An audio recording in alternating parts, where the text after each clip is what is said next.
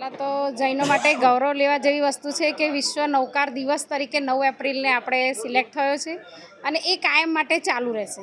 એવું નહીં કે ખાલી આ જ વર્ષે, એવરી યર 9 એપ્રિલે આનું અનુષ્ઠાન થશે. વિશ્વના 108 દેશમાં એક સાથે નૌકાર મહામંત્રનો જાપ થવાનો છે, જેને માનનીય મોદી સાહેબ લાઈવ જોડાવાના છે.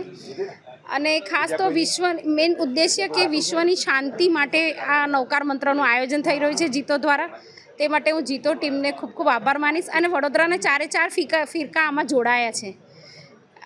એ બી એક સારી વાત છે કે 4 ફિરકા સાથે થઈને એક પ્લેટફોર્મ પર આવીને અને એક સારું કામકાજ માટે જોડાઈ રહ્યા છે. અને વિશ્વ નૌકાર દિવસની ખૂબ ખૂબ શુભેચ્છાઓ આપીશ. અને પહેલાં તો કે જે પણ નથી જોડાયા, જૈનો ને નોન જૈનો પણ આવવાના છે, એવું નથી કે ખાલી જૈનો જ છે. તો એ લોકોને બી અમે તો રજિસ્ટ્રેશન કરી લીધું છે, તો તમે બધા બી કરાવો એવી ખાસ મારી અપીલ છે. જય જિનેન્દ્ર. 9 એપ્રિલે વિશ્વ નૌકા ડે તરીકે અમે લોકો જીતો જીતો છે એ વિશ્વ નૌકાર મહામંત્ર દિવસ સેલિબ્રેટ કરવા જઈ રહ્યા છે. જેમ મધર્સ ડે હોય છે, ફાધર્સ ડે છે, એવી રીતે અમે જીતો નૌકા ડે ઉજવવાના છે. તે વિશ્વની શાંતિ માટે અને વિશ્વમાં એકતા આવે એના માટે આ દિવસ અમે ઉજવવાનું કરીએ છીએ અને એના માટે આ બધી તૈયારીઓ ચાલી રહી છે. सभी को मेरा सादर जय जिनेंद्र। मेरा नाम सुदीप जैन है। मैं दिगंबर जैन समाज के बिहाफ में बोल रहा हूँ।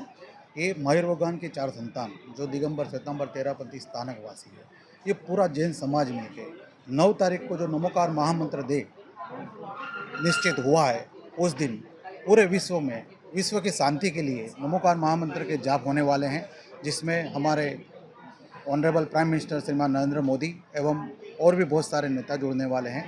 सबकी यही भावना है कि इस नमोकार मंत्र के माध्यम से पूरे विश्व में शांति आए, सभी लोग एक दूसरे को सपोर्ट करें, सभी का सहयोग करें और शांति से अपना जीवन व्याकुल करें।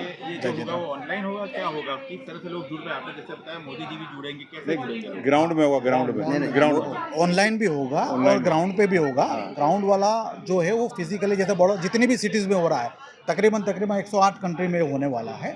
जो मोदी साहब और बड़े बड़े नेता जुड़ने वाले हैं, वो ऑनलाइन प्रोग्राम भी देखने मिलेगा। और बड़ौदा में नवलखी ग्राउंड में होने वाला है।